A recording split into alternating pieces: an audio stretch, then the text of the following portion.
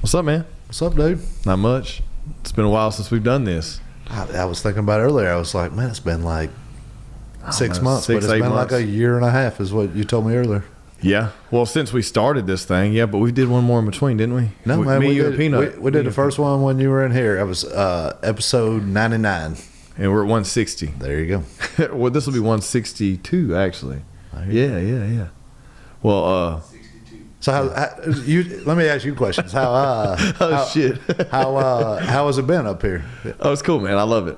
Everyone, what I love about what we're doing is I'm not going to tell everyone publicly where we're at, but I will say that where we're at here in the East Bank, we're ducked off. No one knows where it's at, so it's pretty cool to kind of be able to stay secluded from everything, but still be right here on top of everything. Yeah. So I love that. And anytime a guest comes up, they like it too. Like, oh my God, I didn't know this was here. I was like, I know that's the kind of the idea. You know what I mean? It's hidden. Yeah, we're hidden in plain sight, but it's a good thing because I think as this thing progresses, you don't want people knocking on your door trying to come in here and get some airtime. You know what I mean? Yeah. Well, I'll tell you, I've watched a bunch of them. What is the most interesting thing you've learned from somebody? See, I'm gonna be, I'm gonna be the podcaster. Man, I think, dude, it's so.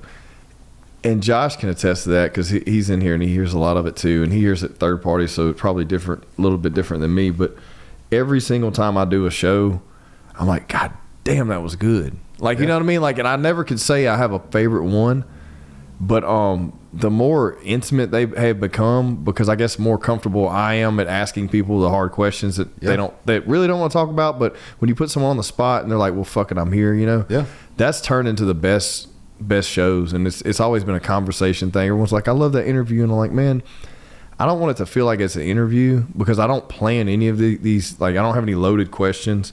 Yeah. All I ever do is before anyone sits down is I say, hey, is there something you do not want to talk about at all? That way, if it even remotely gets brought up in the conversation, whether I know you or not, right, I don't want to touch that and make you uncomfortable. And for the most part, everyone always says, no, let's go. And when they tell me that, I'm like, okay, fuck yeah, let's go. Well, that's when I did the first podcast with you, man, I've got my stock answers that I give to everything, and it's like, man, this is the story, this is how we want to present ourselves. And then you're like, well, man, we could talk about something, anything. Yeah. And so, like, I'm coming in today, and it's like open book. Like, dude, I don't know what we're going to talk about. Well, well, there's one thing I do want to talk about. All right. So you are, first off, circle back. A lot of people don't know you were an alcoholic for a long time. Mm-hmm. You're a recovering alcoholic. Yep. You don't drink anymore. Nope. You still ate like shit. Yeah.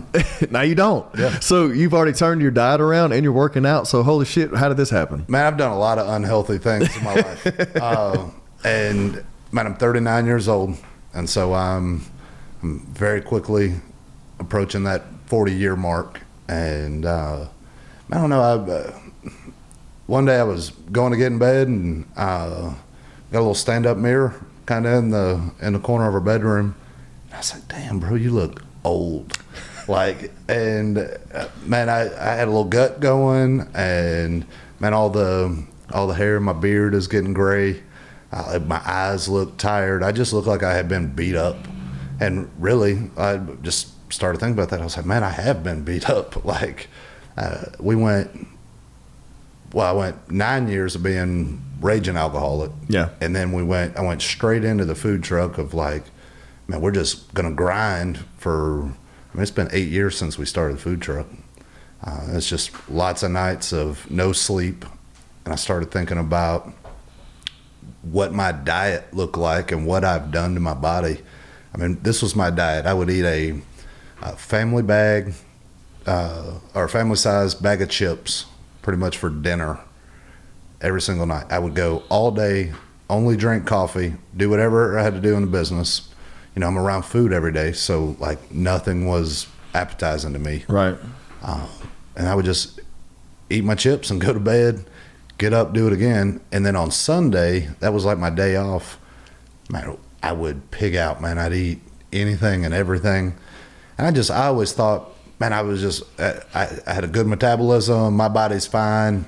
But dude, I was falling apart. My knees were hurting. My back was hurting. I actually went to Doug Rogers' wife, Lindsay, has a primary care practice. I went over there. I thought I had arthritis in my wrist. Come to find out, she did some blood work, and she told me that I had low T. Okay. So I was like, okay, well, let's do something for that, because I mean, about every 3 days, man, like I just lose all my grip strength. I was like a feeble old man.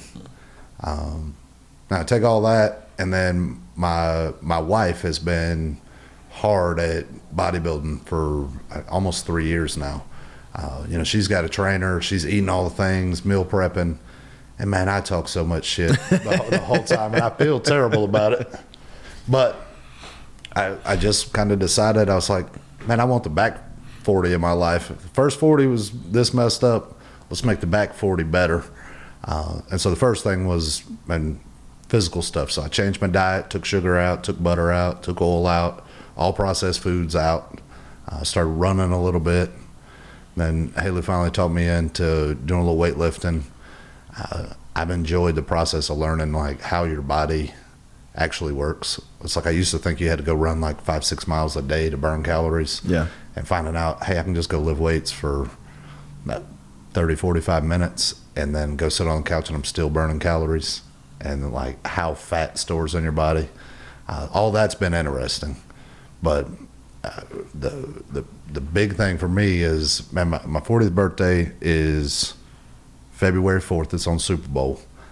And my goal is to be all the way healthy. I think I got the alcohol out of the way. I realized, man, I want my marriage to be better. I want to address all the traumas that I had, like when I was a kid. So, man, I'm going to a counselor. We go to marriage counseling, and I'm lifting weights. And the cool part is all this counseling is all like spiritual based. So yeah. I'm really trying to do like a holistic, man, how can we make the second 40 years of my life the complete opposite of the first? And man, so far I'm like 15, 16 weeks into it, and I feel better.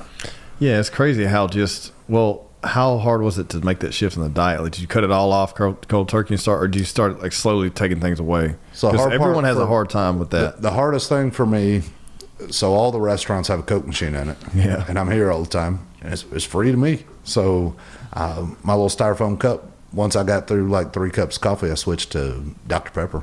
But then it was like 15, 16 Dr. Peppers a day. Holy shit, man. Yeah, I mean, every single day. So when I cut sugar out, it was like, withdrawals almost. So I would say the first week and a half, real hard.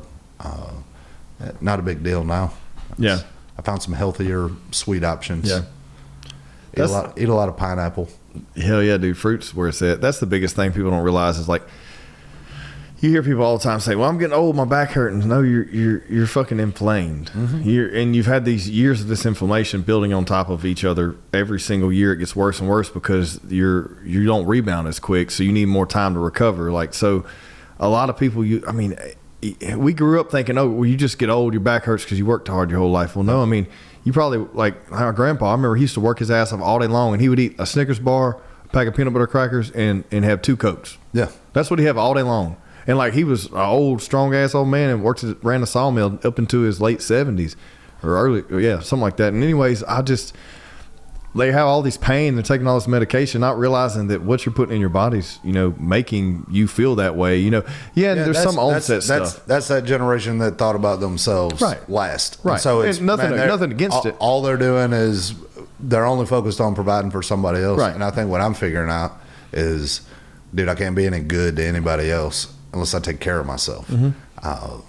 Man, it's from everything. Like the counseling stuff deals with anger issues that I deal with, and finding healthy ways to get stuff out, which lets me be better to my wife and my kids. It helps me with employees here.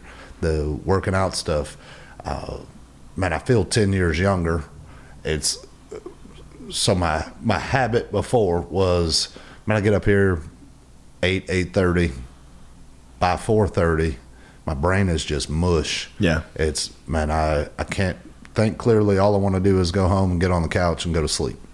But I mean, now I can go all day again, and I don't know, it's just because my body is ready. Yeah. It's so I don't know. It's once you figure out you got to take care of you before you can take care of anybody else. Yeah. It's a lot of benefit. Well, I think too, like you said, that generation, or the access to information, we have way more right now. So we know what putting in your body, what it does. What baffles me every fucking day is like how many people still just treat their bodies like shit, man. Yeah. I mean, you just recently made this change, but once you make the change, you look back, you're like, dude, wow, what the fuck? You know, like, yeah. Because I mean, I've been along this ride for a long time now, probably like almost 20 years, because I started at like 14. I was a fat middle schooler, and I just started making all these changes. And I would work at the sawmill in the summer, and so I'd start like eating ham and turkey and cheese sandwiches. I thought that was healthier than eating a burger or whatever. And I would have Gatorade and water instead of Cokes, and I just slowly started transitioning. But like, you look at like what people put in their body all day, every day, and it's like we have the knowledge, you know, to know what to do. We do. All right, so I didn't know what you would look at on a nutrition label on the back of food. It was just I think that's healthy. It's like, but once I started trying to cut sugar, and you realize that sugar is in everything, and it makes up all the carbohydrates. If you're looking at carbohydrates, like typically if you see something, it's like, oh, it's healthy, and you look at this, and then they'll try to figure out net carbs and shit. But if you look at sugar, like that equates to carbs. Well, I'm convinced the government is trying to kill everyone, because it's like, you can look at what benefit would they, if we all died though? We wouldn't be able to make them any money. Man, I don't know. I don't know what the benefit is, but I know that the price of Pop-Tarts has gone down and the price of healthy food has gone up. What's the point? Like, I do agree. I think it is interesting, but you know, now doing it long enough, and with your wife doing it long enough, that people using food being cheap versus expensive as an excuse sometimes, yet they'll stop at a convenience store and get Cokes and candy bars and stuff like that. Like, most of it's instant gratification. Yeah. Like, you need, like, it's my wife talks all the time about like a relationship with food. Yeah. And I mean, for her, I think food was an addictive thing. It's like, man, hey, I need that pop that's gonna make me feel good right now, get the dopamine hit from it. It's I don't know, mine's a habit thing. I just, when I'm bored, I like to put chips in my mouth. But I don't know, man. It's I all I know is I feel 10 years younger. I'm just excited for you. I'm excited. I'm glad everybody's listening to this too, because I'm excited for you. Because anytime I can see anyone make a major change in anything in their lifestyle, it's cool. Especially if you can be right there, sitting in the front row and like watch it. You know. Well, I'm a starter. I think I may have like some addictive personality and getting something new going. Man, we just done it. We just done it on the businesses, and it's like now, like here we are. We're in like we need to maintain what we have. I'm bored. Like, I have plenty of stuff to do, but my mind is bored. So. You don't have any like crazy climbing mountain challenges right now. Yeah. So this is gonna be the next one. Well, and it's something new to learn. Like, I don't know. It's. I feel like that's what we're here to do, is just grow. The more places you can grow in, the better. Do you think you're addicted to because I know I have some of these low key addictions. I think it's like, do you think your addiction is to problem solving or to overcoming adversity? I struggle with that question with myself all the time. I'm like, am I constantly just putting a challenge that I think's going to be really tough in front of myself voluntarily, or is it just that I want to continue to solve problems no matter what they are? I can't figure that out. Or do you ever even think about that? I don't even know. Like, I'll tell you, my motivation and everything I've done with the business is, if I could just explain where me and my wife and kids were, man, I felt like, hey, money is going to fix all the problems. Mm-hmm. Money is going to put us in a position where, man, I got security, that anything that I think my motivation was always like, hey, if I do these things, I make my wife happy. And what I'm figuring out now that like I've done some of that stuff, I'm kind of in this stage of my life where like I'm trying to find what is my motivation? Because, man, I've done the things that, like, I set out to do for my wife and for my kids. None of that necessarily makes us any happier. Mm-hmm. It's and I think I always expected that to be the case. So, to be honest with you, I don't really know what my motivation is for. Well, I think, like, financial burden, like, alleviating that, it does take a huge strain off, but then it just raises awareness to other strains, right? Like, I feel like it does that. There's things that are easier, right, once you start making money. Yeah. Like, man, if somebody gets hurt, we can go to the hospital. Like, we got health insurance. We, like, there's a lot less stress in knowing, like, hey, the lights aren't going to get cut off this month. But then there's a whole nother set of stuff that happens. It's man, people's opinion of you changes, which has been a very hard thing for me. It really does, especially in the circles and demographic that you're geared towards, right? Because like, just like me, like we're just like blue collar everyday people, you know, hanging out. I've never had money my entire life. Yeah. I don't have a ton. I have a lot less than people think that I have. Yeah. I mean, but which is the crazy part to me is, like, there's all these assumptions that are made now that, like, oh, y'all just print money down there, and, like, oh, you're a multimillionaire. It's like, no, I just have a lot more bills. Yeah. Like, it's and nothing's really changed other than, hey, now I have a little security that I can go to the hospital if my kids get sick, and I know I got some food coming in. Yeah. But because, I mean, there's not really anything that I do. Like, I don't really have a hobby or anything to go blow money on. My hobby is trying to make money. Yeah. That's a good hobby to have, though. Yeah. Yeah, and it don't really have anything to do with the value of it. It's just it's what occupies my brain and keeps me engaged, and I guess getting up every day. Yeah. But really, if I could do anything in the world, it's going to the backyard and throw the football with my son, which I'm doing a lot. What happens when he's too old to do that? What do you want to do then?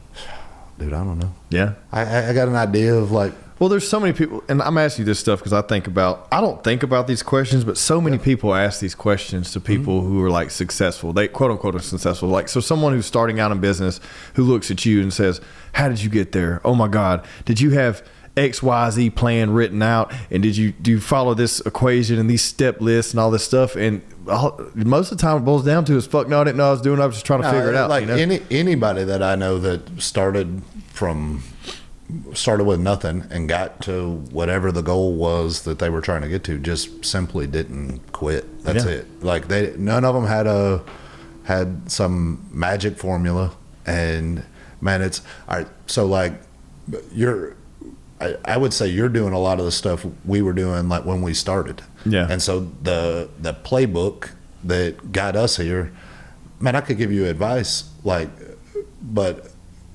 your path in that is going to be different than mine. Right. 100%. Like, so, man, I don't know. It just, having faith and not quitting is pretty much all it takes to be successful in whatever it is you want to do. Like, if I know that if I want to be successful in lifting weights and getting in shape, well, it's pretty simple. Like, I just have to go get in the gym and I have to eat right. Yeah. Like, it's and stay committed and consistent. The moment I quit for a day, that's a day I step backwards. So you just get up and you do whatever it is you're passionate about every day, and you're going to eventually, given enough time, you're going to be successful. I think the biggest problem that I see is that people don't know what they're passionate about. Yeah. You know, and they're overcome with some kind of strain, whether it be, you know, emotional, physical, you know, monetary, whatever, some people, the naysayers are going to listen or watch this and say, well, it must be nice to have that mindset. Well, you have to figure out a way to get there. And that path to get to that mindset is different for every single person. Yeah, and I don't even know that I ended up on the food truck out of man, I'm super passionate about it. Right. Like I think had I not quit the restaurant business and gone and done something else, like I quit and I got in the oil field. I drove trucks every day, man. I made a great living doing that. But I started realizing what it was that I was missing. Like, dude, I had become almost addicted to the chaos that a restaurant is. That fast-paced, challenging part of man, just like always staying busy, always moving to the next task, running the Rolodex of all the things you got to keep in your mind, and they just come in one ear, and you hold 10 or 12 things in your mind, and then they go out the other ear. Like, I really liked that stuff, and so it for me, it ended up being about, hey, this is the only thing that I know. This is the only thing I've ever been good at, so this is what I'm going to go do. But I don't think I would have had the passion for it had I not gone and done something else and realized, hey, I actually like that. I bitched about it a lot, and things didn't always go my way. But once I realized that, like, hey, man, I can commit to doing this for the rest of my life, that's when I stopped the bitching about it, and it was like, oh, no, we're just going to get up and do today, and then we're going to do tomorrow. Like, and you stack enough of them days. Yeah, with that work, and I mean, hustle. I mean, it'll compile into something at some point if you have. I mean, if your head's in the right place. So I like standing on the outside looking in. I see it happening for you in your business. Yeah, like it's. I don't know. I think we were in chef's table the other day, and you were running several different caterings out. And did you just had your days like you had like a little 50-hour stretch there? Yeah, it was a lot. And man, I can think of right before we opened BeauxJax, there was a time where Peanut and I went out and we did a catering. And man, it was rehearsal dinner on a Friday, and then we had 3 weddings on Saturday, and then we had Super Bowl Sunday. And Super Bowl Sunday, we were doing like 6,000 orders of mac and cheese for Simple Church. Shit. We were having to like stir mac and cheese in these coffin coolers. But I remember that was it was 52 hours of no sleep, just solid catering. And I was like, why would anybody do this to themselves? And then I looked at you and I was like, oh shit, look at him. He's doing it too. Like, so well, dude, I mean, I don't know. We're not crazy. For me, man, I don't know. I'm so task driven. Yeah. Like when I start a task, I have to see it through. A lot of people I know aren't, and it annoys me. It annoys me sometimes when I see someone start a project and then not finish it, and they go to another project and they go to another project. Yeah. That shit would drive me insane. So I feel like I have to see every project all the way through, no matter what it is. Yeah. Like with cooking and catering too. Not only do you want to see it through, but you want to make sure it's right. Yeah. And that's the hardest part, like quality control, having those many projects going on back to back to back, and making sure that every single order you put out's not only edible but good, and they remember it, you know. Yeah. That's God, it's when you're starting, it's so hard to find the balance. Like, you forget about the balance. You're just like, nope, I got to make money. I got to do all these things, and this would be a warning from the other side now. Yeah. Like, man, if I could go back and change some things, I would have said no to some things. Yeah. I would have said, no, I can't really spread myself out that much, because you don't realize the toll that it's taken on you. You don't realize the toll that it's taken on your family sometimes. And it's very hard to just think, well, man, I got to pay bills, and this is what I got to do. Sometimes you got to make space to reset and approach things fresher, and leave yourself the time in between to make sure you're getting the right value, that all your controllables are taken care of. You can actually make more money paying attention to those little details than just grinding and saying, I just got to do as much sales as possible. Yeah. And dude, it's really hard. I struggle with it all the time still, but I would say where you're at and where you're grinding is, number one, I respect it more than you would ever realize. But if I could tell you anything, it would be, don't forget to slow down, reset, live in the present. Yeah. Make sure you're loving on your wife. It's that you're taking care of the things that actually make you happy. Because I promise you, there's not a number that you'll always want more. Yeah. And there won't ever be an amount that just magically makes you happy. Yeah. And that was my mistake. I thought, man, when we just get to this level, man, everything's going to be great. I'm not going to have any problems. All my people, well, like my wife and my kids, man, they're just going to love me for everything that I did. Well, no, I sacrificed a lot, and I didn't give them a lot of time. And, now I'm spending a lot of time and effort and money rebuilding what I broke. Yeah. And it's, I don't know. I would have spaced it out differently if looking back.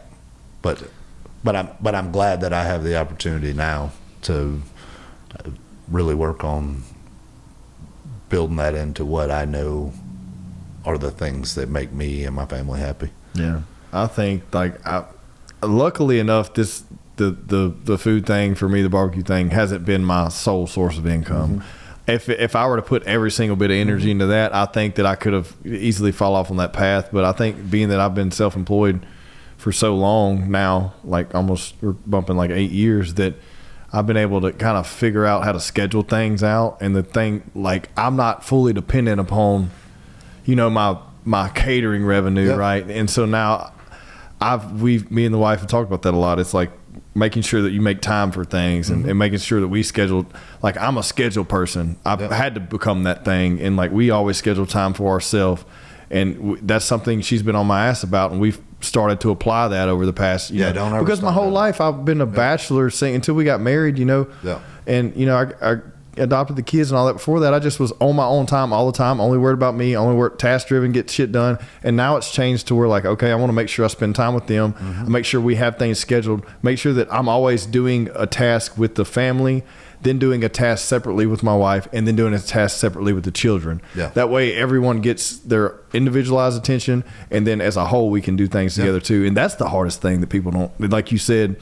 And luckily I've seen it enough, and then had her bring up things, and then also, I haven't been solely relying upon just grind, every single day. Yep. Had I been, I could see where I would lose sight of that easy. I think if you talked to me 6 months ago, and this is what I would at that time would have told anybody who was talking about starting a business, I would have given them advice that I had put or that I had created off of my own experience, that, hey, like, cut the safety net, jump out there, go full throttle, jump all in. That's how you're going to get to successful. All right. Well, my definition of successful has changed. In 6 months?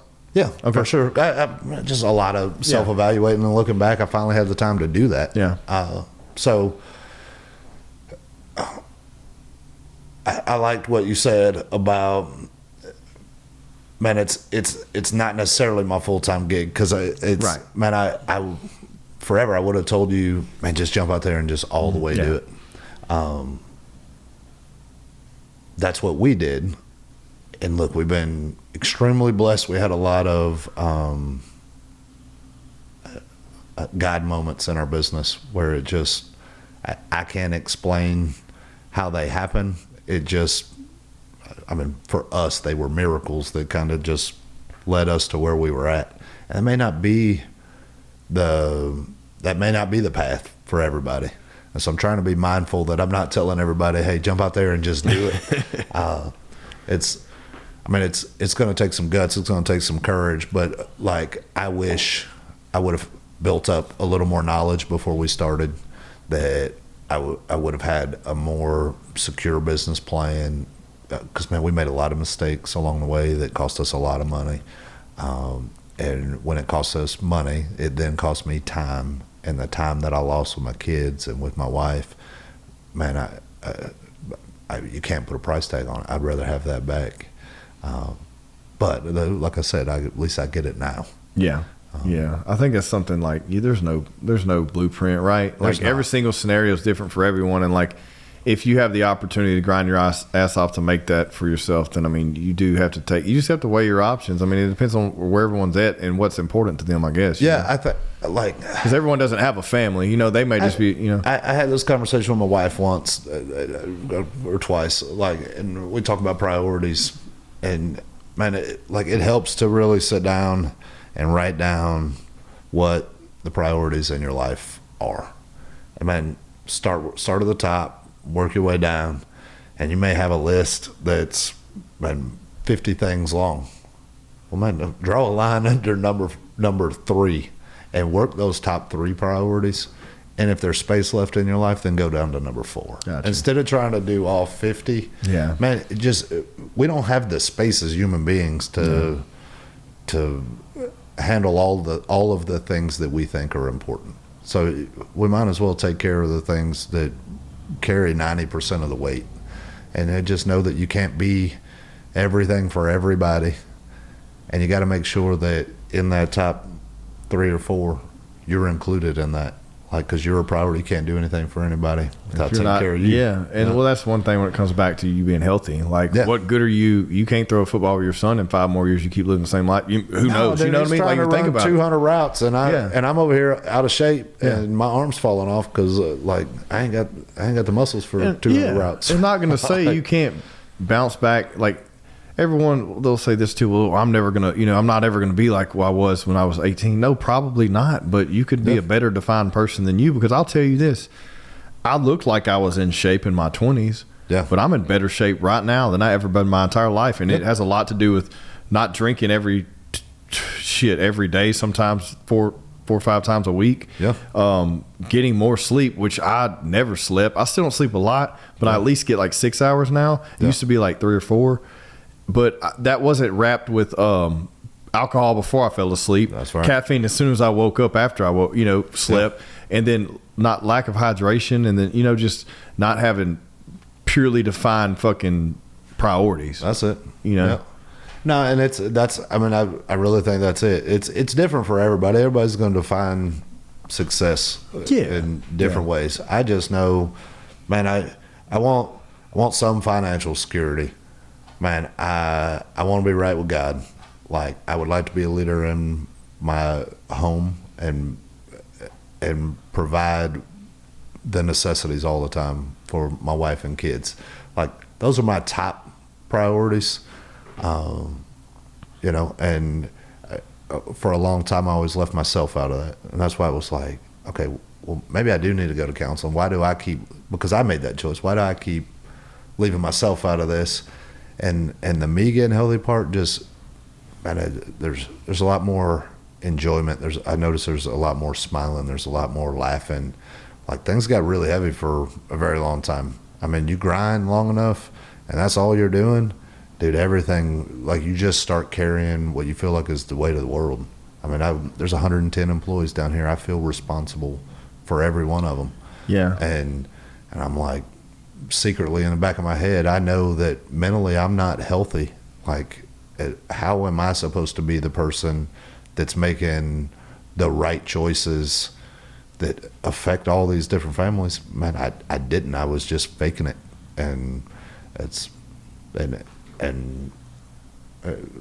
think I finally just come to the terms with, like, man, I'm not fully equipped for this. Yeah. But it's time to get that way. Yeah. Well, I think that's cool, man. I'm excited. I'm extremely particular when it comes to my vehicles, and I only recommend those who are the same way. That's why I always recommend SBC Autos. They take pride in their inventory, from badass four-wheel drives, clean classic cars, and even your everyday grocery getters. They have it all. No hassle, no BS.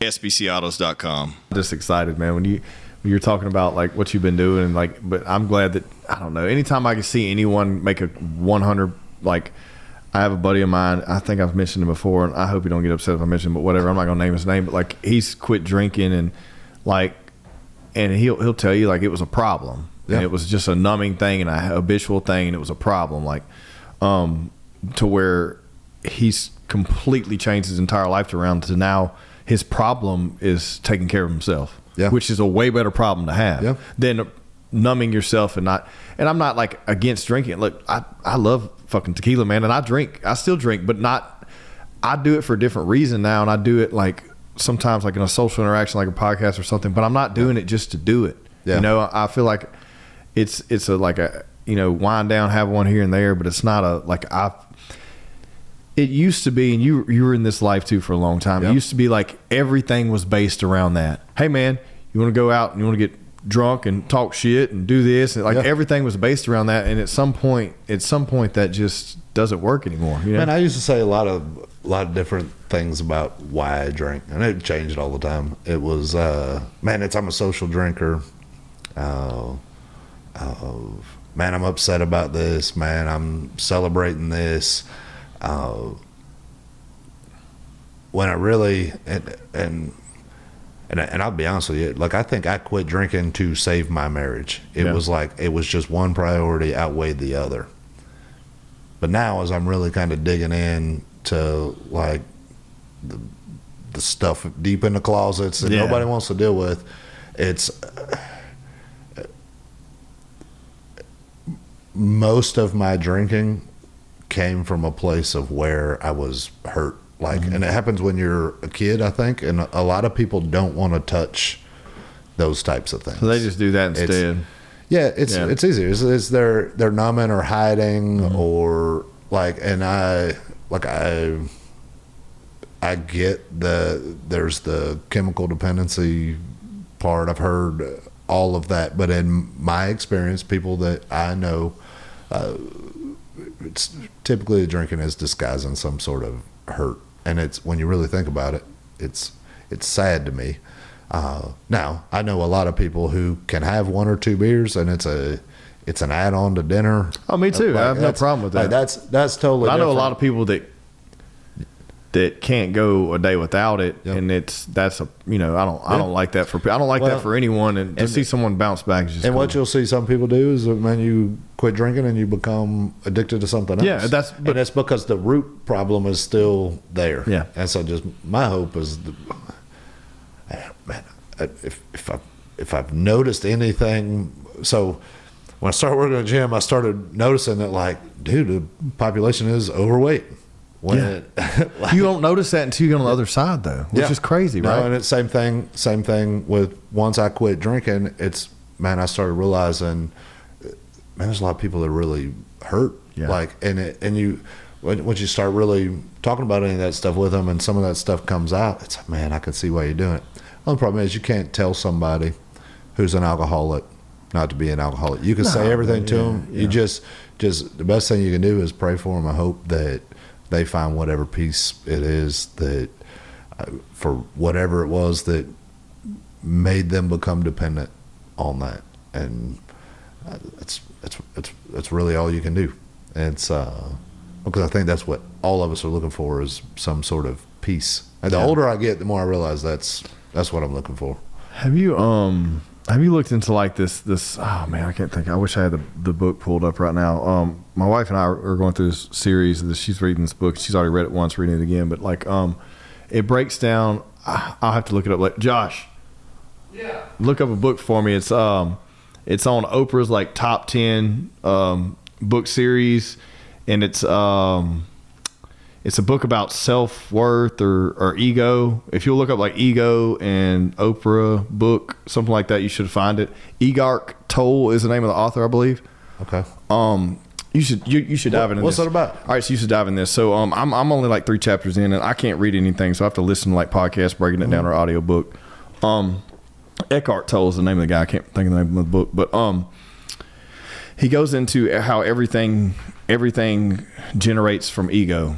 Yeah. Before we, like, so if you were to walk into at the stages, it starts early as toddler, right? Yeah. You give a kid a toy. Yeah. They immediately associate that toy to them. Yeah. They say that toy is mine. If you take that toy away, they get upset. Yeah. Because they immediately create attachment to that physical item. That's right. So from inception, as we grow and develop, we create our own ego within ourselves, that we attach the way that we define our emotions to certain things. And also we look at, if you look at, dude, I'm getting super like spiritual and whatever hippie, but like it's so crazy how in depth this book is. And I encourage y'all to check it out because I'm like nerding out on it right now. And shout out to my wife for like saying, hey, check this out.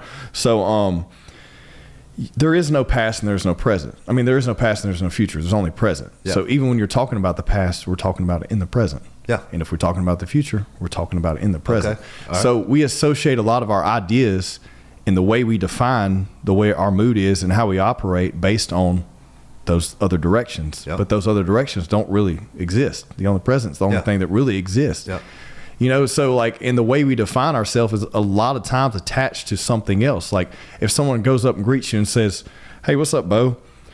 Tell me about you. You're going to say, well, you know, I have BeauxJax. I got a wife. I got kids, you know, this, and that. You're attaching yourself to all these other things, but you're not really breaking it down to what you are because that's your ego. And a lot of times people say ego is a bad thing because you say egotistical. Well, it is. Like if you say, okay, well, that person's being very egotistical. But we're not talking about that ego. We're talking about it all the way to the core of you not really being in touch with yourself. And like they use examples like if you go to this is how egotistical we are. Okay. So you say you go to this nice field with beautiful flowers. Mm-hmm. And instead of looking at that flower and appreciating it for what it is, smelling it and walking away, you want to pick it and take it with you. Yeah. Why is that? It's ego, man. Yeah. It's ego. It's a way to make us feel more better. And we materialize things by naming them. So we devalue, as soon as we give something, if you think about this, as soon as we give something a title, we devalue it. Yeah. Because then it's something that we can attach to us. Yeah. It's crazy shit, dude. Dude, it goes so deep. I'll send you the links to this stuff. I could see some of that. Josh, did you find the name of that book?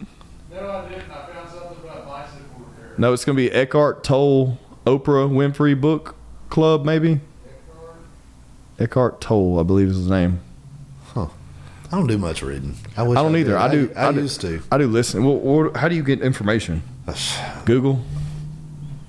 Life experience. I wish I had a little more time. Every once in a while, I'll get a hold of something. But I don't read at all, dude. I'm not going to lie to you. I don't like. I had Clint Davis on not too long ago.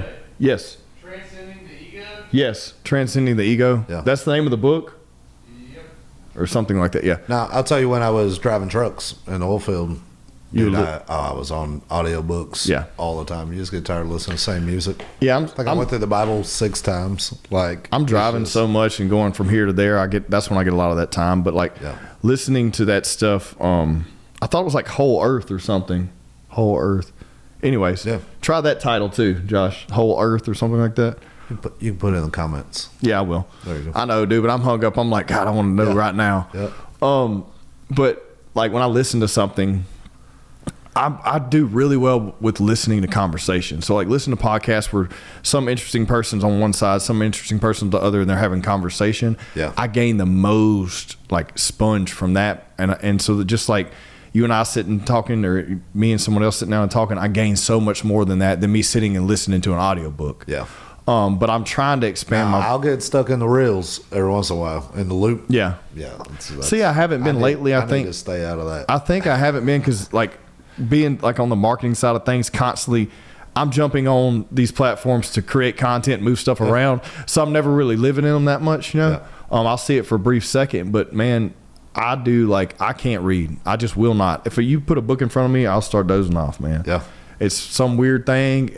I used to love to, but if you put it in my ears and it's something I'm somewhat interested in, I think that, you know, that's how I retain. But what do you like? You said you don't have that many hobbies, like as far as like spending money on, but like what do you like? Like you said, like life experiences, you gain like value from that. But man, I did a lot as a child. Like I've been to Europe, I've done rock climbing, I've done whitewater rafting, I've been to all the sporting events, went to all the concerts, played ball. Like my parents kept me very, very active as a kid, I think. And then, man, when we were on the food truck, man, we got to go to all these cool festivals and do all these things and meet a lot of people. Like I've met so many people in my life, and I just feel like as I'm getting older, like I'm getting quieter. Like I want to find my little duck off spot, and which is the house, man. I just like sitting on the porch and doing nothing. A lot. Now I'm a big college basketball fan, so like, I enjoy that. And I think for me, I'm ready. My project the rest of my life, I think, is I'm ready to dig into my kids. Like my son's got passion to play football. Dude, that's my hobby. Like, I want to help him develop those skills and get good at that. My daughter's into music and art. Like, man, I want to help develop those things with her. Because I might just be in that window of life where, I got another 5 or 6 years before they're kind of going out the door. Right. And then I have to develop or find some hobbies after that. But right now, that's what I want to do, man. That's cool though, man. I'll dig into them. Yeah, that's cool. Right. And that you have you've created the ability to do so, because had you guys not, got to this point, that may not be on your top of your list, because you'd still be head down grinding. You know what I mean? Yeah. Trying to figure out stuff day by day. So the day my daughter was born, so me and Haley did everything backwards. We weren't married. We were having our first kid. Dude, I was alcoholic. My life, like, didn't have anything financially going. Was not prepared to be a dad. Dude, I remember we were sitting in the hospital about to have a kid, and man, I was ready to walk out of the door. Like, Haley was having some different little complications. She was pretty doped up, and man, I was literally going to walk out of the door of the hospital and never come back, because I felt like I am not prepared to be a dad. I'm the worst person you could pick to be a father, and I didn't want to put that on them. That's where my head was then, and I think it's when me and God started having, where I started talking to him. Yeah, it's like, all right, well, you know what, dude? Like, you need to show me something. I'm challenging God, and it's the moment Charlie was born. I mean, she came out. She was screaming, like turning purple. I've never heard somebody scream so loud in their life.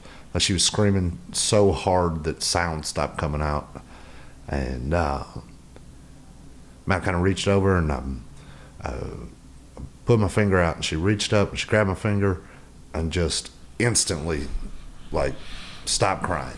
And it was like, I just didn't think a baby should do that. And for me, it was, oh, well, that's God answering my challenge.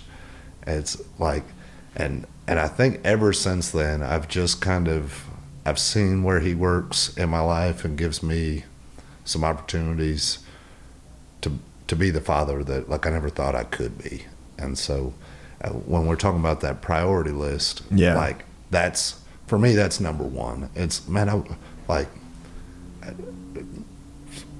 if I get to the gates of heaven and I gotta say, hey, man, like, this is what I did with my life, like, at least I can say, you know what, I heard you and you told me I could do it. I can be a dad.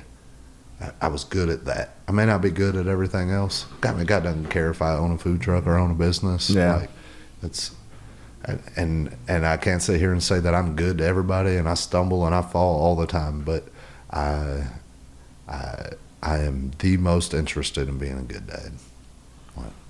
I mean, that's easy enough, man. Yeah. I mean, not an easy task, but I mean, it's plain and simple. It's easier to simplify it for me. Yeah. I got a very simple one-track mind. I don't like, which seems crazy because we do so much, but it's man, I can only focus on a couple things at a time.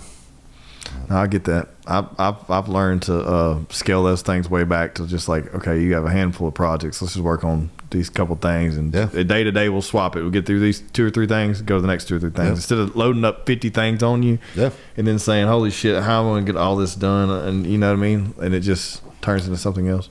Well, that's the thing. You're not going to get it all done. Nah. It's Reggie, our GM at Pirogue, man, he talk, like, he's kind of like my mentor. I think he's, he used to be my boss. Oh, really? And Okay. so Yeah. like I listen to a lot of what he throws out there, man. He's very much like a father figure, and he talks about that all the time. He's like, man, if as much as you want to say, hey, the expectation is 100%, like, man, be realistic. If you're operating at 85, 90%, like, you're doing pretty good. Like, you can work with that. And so, and I think that's kind of where I am on a lot of things in my life. They're not 100%. I don't think they ever will be though. But that's the problem. You get one thing to 100%, then something else falls to 60, right? Yeah. Oh, so like if you keep them all at 80 to 90, I promise you, if something's at 100%, something else is at 0%. Yep. And it's just, I think it's about having balance. And yeah. It's been terrible at it my whole life, but I'm getting a little better at it every day. There's some kind of study or something, I can't remember. I've read, watched, heard something where like they say that you can only really exceed at like 2 or 3 things. Yeah, that's it. I really believe that. Like two completely different things that don't align. Yeah. Like maybe it'd be like, this type of business, this type of activity, this type of relationship. But you can only really exceed it. I believe the number was 3. Like it might have been 5 or something, but it was low. Well, like I just think about the restaurant business. It's like, okay, like we have a pretty successful restaurant business, but and you could say, oh, well, we have 2 restaurants and a wedding venue and a music venue. Right. No, they're all one thing. Yeah. Like I park my truck in the same place and come to work, and I'm doing the same task at the same time on all other things. It's just gotten bigger. Right. But it's not like I'm running from here to Alabama trying to run 2 stores. I don't know that I'm capable of that. Like, might like to find out, but not right now.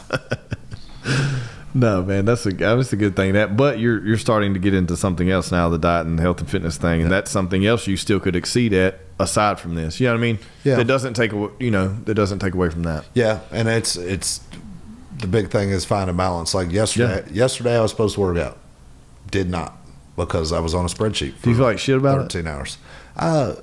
No, because it's balance. That's good. Like That's good. It's like I neglected some things at the business. I had to go pick them up, and so hey, let's go handle business. And I'll come back and I'll work out a little bit harder. Yeah. It's just getting if I got to get to 85 to 90%. Yeah. Consistent. Have you found that connecting have you found more connection with your spouse now that y'all are doing y'all enjoy a hobby together? Yeah, man. Like I want to wish that on anyone, because it's happened with me. With me and my wife, because I was the dude who would make fun of CrossFit and shit, because I did the MMA stuff, and I would lift weights and do strength training, and but then I would make fun of her for doing the CrossFit shit forever, and then I got into it, and it was something we enjoyed to do together. So I got there. Haley and I've been married 13, going on 14 years, and there's times you just get complacent in that, and so, man, she really got into this bodybuilding thing. And man, it kind of became her world, and I think she kept trying to invite me into it. And man, when I constantly was like, "Nah, it's not my thing," which at the time it wasn't my thing, but there's got to be a level of rejection when somebody's trying to say, "Hey, I'm inviting you into my world," and then you don't want to. Yeah, it's an experience that she wants to share with you. Yeah, no, and it's been pretty neat, man. Like, dude, I don't know any of this stuff. And she's definitely teaching me a lot of things. And man, we spend more time with each other. And then outside of being in our little garage gym, doing that stuff, like there's little conversations that happen in that garage gym that translate into the living room where we're sitting on the couch, but and we're not just sitting there on our phone doing this stuff. Those conversations would never started. They wouldn't have. Had you not been in there. Right. Which is cool, because we do that. We competitive too, so we'll talk shit to each other too. Yeah. But she'll push me because she's way more passionate about it than I am, but I'm becoming way more passionate with her, which is cool. For sure. The text to her before we started this podcast was, "Hey, we got to have a workout for tonight because we teach Tuesday night CrossFit." Yeah. And so I was like, "Hey, we need to get a workout together. I'm about to do this podcast." Now, see, and we're not even really doing a workout together. Right. She might be on legs and I might be on arms, but man, we're sharing the same space. You're sharing the space and with a common interest. Yeah. Which changes the entire ball game, because if you go into, like, say you come home from your job all day long, the stress is your job. She comes home from the stress of everything she has going on, whatever it may be. Y'all sit down in a room together and you don't have a way to unpack that where you can. So I think there was for a while, there was a real lack of connection because the only thing she was doing and all that she had to talk about was the gym. And so she would tell me all these things she was doing, how many reps she had done, all of this stuff. And because that wasn't something that I understood or knew, like, man, I was dismissive of it. Now I think it's fully flipped. It's like you're the one coming up. She's like, please don't tell me how many reps you did again. Like, it's and I'm sure that'll go away a little bit. That's cool though. But at least, I mean, it's nice to have common interest. It's another. It's that whole marriage as an onion thing, and you're just adding layers to it. Yeah, it's cool because like everyone I've talked to is like, man, it really is work. But if you strip away, I've started looking at it like this. If you strip away all the dumb shit you've done and all the cool shit you've done, and still look at the base of this is someone that agreed to exist with you the rest of their life. That's pretty fucking like. Oh, I have no idea why she hangs around. Well, I'm like, for me, well, like you're gonna hang around. I'm the same way. I'm like we've decided to exist together, and there's something in that. Like no matter what you work through, you figure it out. Like that's valuable, and like you can't reprint that. You know what I'm saying? Yeah. Like you can't clone that shit. Yeah, dude, marriage is a cool, very cool thing. It's God, it's a lot of work. Yeah, but it is.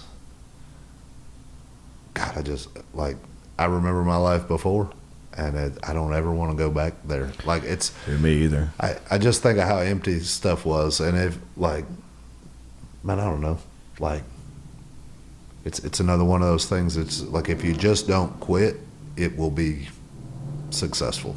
And I think there's a lot of people that quit marriage that, man, their little blessing was right on the other side of what that is. It's just never quitting the process of trying to grow with another person is pretty fun. Have you said something made me think of something? Have you seen, like, you noticed this, like when you see someone you hadn't seen in forever? Yeah. And they're like, man, I remember back in the day, man, I never thought you to be like, and I'm just like, man, immediately when that conversation goes there, I'm already embarrassed for the person I used to be, and they're low key wanting me to be still that person. You know what I mean? Oh yeah, no, I would like college years. I would, if there was a yearbook for all that, I would be voted least likely to succeed. I promise. It was, but I had a lot of fun. Yeah, I don't want to do that again. Yeah, man, I'm good, bro. I'm good. I think I've got the experiences that everyone thinks they need to go seek out. I think I've already sought those out, like you were mentioning earlier. And I think it is time to slow down and kind of smell the roses and not pick that flower and try to take it home with you. You know what I mean? Yes. Man, now the question is how do you translate that to your kids? Dude, we're in a very weird time, right? There's so much information. Yep. There's no way to validate that information, right? Because at any given time, they can be given anything as far as information, and they take it at face value. Whereas we had to kind of go out and seek out an answer per question. Yep. Now, sometimes it wouldn't be the right answer, but we had to actually go work for the answer, whereas they just get all kind of answers thrown at them. So I don't really know, because the way we were raised and the way we've grown and molded and shifted is completely different from them. So it's hard to relate anything based on our life experiences to them because they can't relate to it. Yeah. And then trying to instill your values on them is hard because the environment's changed. Yeah. So I don't fucking know. No, I don't know. It's all upside down. Are you supposed to send your kids to college or not? It's like what restroom are they supposed to use? I don't, dude. I just think I think you just try to teach them values that are important based on now, not 30 years ago, not hey, you think you got it bad? I used to have it way worse. Like I do agree that that's the worst way to handle things, because I remember my parents mentioning that too. Oh, you ain't got it that bad. I had it way worse. Like I don't think that's the way to do things, but at the same time, I do think it's important to instill discipline, and that doesn't necessarily mean physical, but like discipline, if you think about it, down to the root of every single day is the most important thing. Like you're not gonna get a task done if you don't have discipline. So help me with this. So like my kids, my son's elementary school, coming home and he's like, man, I'm struggling in social studies. And I want to be like, who gives a fuck? It's like you have the internet.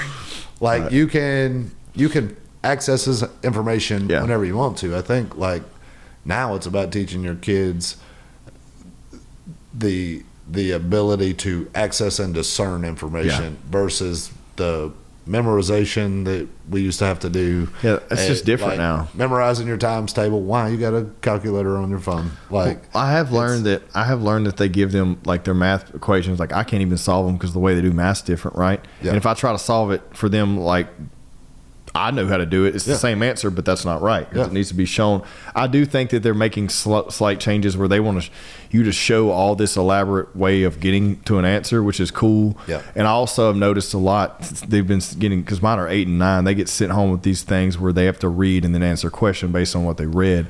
So I think that's okay. And you don't even know what the workforce looks like when they're that old. How much is AI going to do?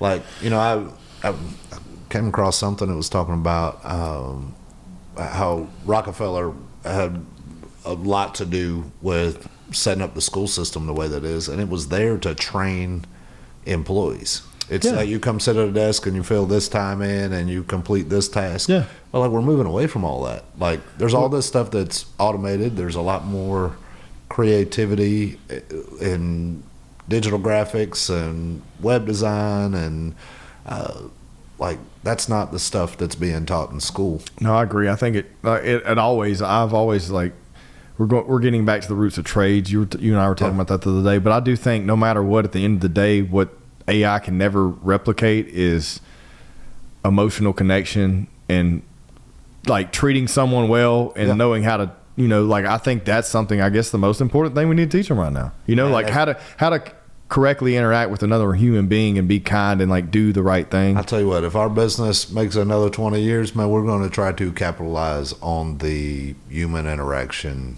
piece. That's it, man. If you want, like our whole marketing strategy will be, if you want a handshake and somebody, a real person to listen to you, man, come down here and eat with us. Well, that's all that's going to be left if you think about it. Like if you strip it all down and say, automate this, automate that, automate this, automate that, like the only thing it all works, like the very thing left at the end is human interaction, and everything you have down here is based upon that. If you think about it, your entire culture is built around it. I mean, why would they come here if it weren't to interact? You know what I mean?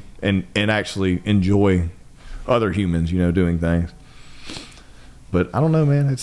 We're gonna figure it out, I guess.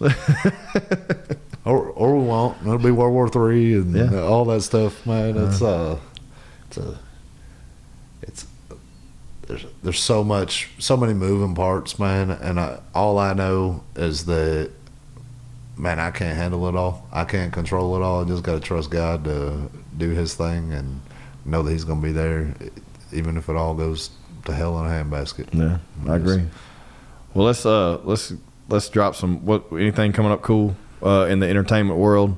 Anything you got in the works you want to talk about real quick before we wrap up? There's one show we got going that looks to be getting a whole bunch of traction. I'm expecting everybody to be here for. That's December 15th. So it's the day before the Independence Bowl. We're doing the Indy Bowl pre-party. So they're going to run a parade through the boardwalk and through the East Bank. We did it last year. It felt like it was -3 degrees outside. Yeah. Still had decent turnout for that, but they've moved the game up this year, and they've got some pretty interesting teams kind of being thrown out there for who they think it's going to be. We'll see where that lands, but we're going to have a Taylor Swift tribute band on the stage. And dude, if you'd have told me we would be booking a Taylor Swift tribute band when we built the stage, I'd been like, I don't think so, Dude. But dude, we put it out there, and there are thousands of people interested. All on the event Swifties are post. coming out of the woodworks, bro. Yeah. That's the and, thing. And I man. keep watching the comments, and I'm like, okay, well, these are going to be like young girl. No, everybody's 35 years old. It was like, crazy because like this happened overnight. Yeah, Like it really did. Like she's been blowing up forever, but like the cult following, like it just seems like it just happened overnight. Like as far as like everyone wanting to, be a part of that. I guess her next level she's the new Madonna. She's the new Madonna. Man, I was talking to Doug BeauxJax, and he's got the Ruston spot, more like a college town spot. And he said they bring a DJ in, and the DJ does nothing but play Taylor Swift music, and they'll have 800 people show up to listen to a DJ. Yeah. I'm like, dude, I could do that. Like I could Yeah. I could take all your songs and hit play and say, all right, now pay me. But man, whatever turns them out, and it can't. The music on the stage can't only be about the type of music that we like. So we're really trying to diversify it, change it up. It's going to be fun for sure. But man, you've got on that night, I think 6:30 we start with the parade. It kind of ends in the East Bank Plaza, and then they'll have a battle of the bands where the 2 bands for each of the schools, they'll do like a little 15-30 minute battle back and forth. And then we're going to shoot off fireworks, and then we're going to go right into the Taylor Swift tribute. There's 2 alumni headquarters that'll be in the East Bank, so we'll have all these people from out of town, and just the locals that we have interested in it. I would get here early. I would expect it to be packed. Please buy some food and drinks, because we're not charging you a dime for any of it. That's another thing, man. Continuing to create a space for people that's safe, that is well liked, well visited. There's always a new, different crowd of people here, and also different types of everything. Really, I mean, it's just. Well, we get asked every day, when are we going to start charging? I think everybody has this like sinking feeling that eventually we can't do music for free, because it doesn't make financial sense to them. It's not about financial sense for us. It's about, man, the community's really come out, supported us. We would like to continue to do free music in Hurricane Alley, because that's what we want to do. Now, what it takes is we've got to pick the right bands that bring enough people so that we don't lose money. And there's a lot of effort that goes into it, but it's worth it. A lot of people have helped us along the way and put effort out on us that they didn't have to. So I don't know. This is because these buildings don't move. I can't move to another city. This is where I live, and this is my home. And I'm envious of some other cities that have that type of stuff to do. And if it means these concerts being free is what it takes for our city to have something where you can come hang out with everybody else, that's what we're going to do. If we lose a little money or don't make money that everybody think we should make, is what it is. Yeah, you're keeping the ball rolling. Yeah. That's the one thing that, I feel like anyone else in your position over the years, you've seen that it starts as, okay, we're going to do this, and then we'll start making money here and doing this, and then ticket prices double and they triple, and then someone gets greedy, and then look, so it all falls apart. the intent is to never charge a ticket. Yeah. It's scary though. I mean, we're going through the same stuff that everybody in the world is going through. It's grocery prices are going up as people have less discretionary income. They're redoing the interstate right now. I mean, we're feeling stuff just like anybody else is. But in the history of time, like, the economy is one big pendulum. Yeah. So it always swings back. It's just, hey, we grind it out and pray for everybody else that, hey, we're kind of all in it together. And it's man, all I can say is we appreciate when somebody chooses to come dine with us, because we know now more than ever it's harder to do that. Yeah. It's so we on the ride till the end. Yeah, I agree. Well, let's wrap it there, bro. Cool. Good time today. I appreciate it as always. Thanks, yes, sir. man. Yes, sir.